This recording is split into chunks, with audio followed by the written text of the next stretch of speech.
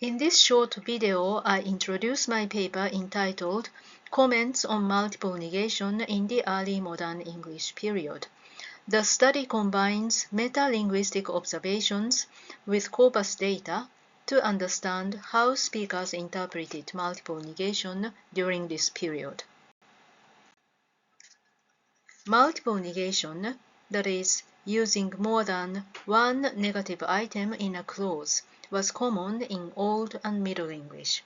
However, its use declined sharply towards the early modern English period, although some non-standard dialects still retain it today. To understand this shift, I look at how early modern English writers themselves commented on the phenomenon. The aim of this study are the following. First, to examine meta-linguistic comments such as 2 negatives or 3 negatives. Second, to compare these comments with actual usage.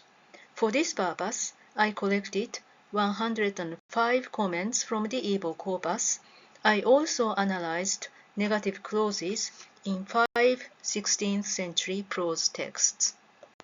Comments are already found in the early 16th century.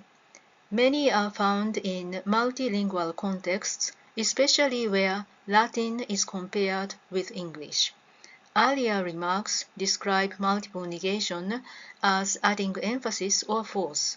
Later comments, however, use logical terminology, claiming that 2 negatives make an affirmative.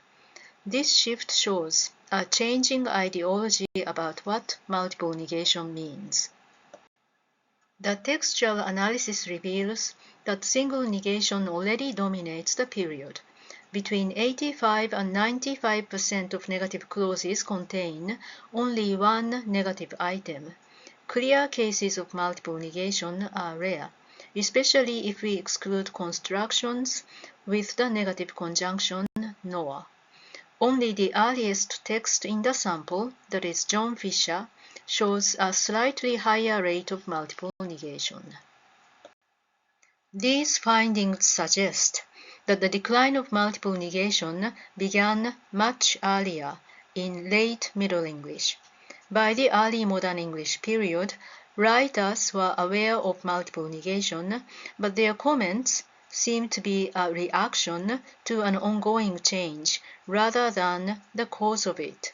This study therefore highlights how linguistic ideology interacts with structural change in the history of English negation. Thank you for your attention.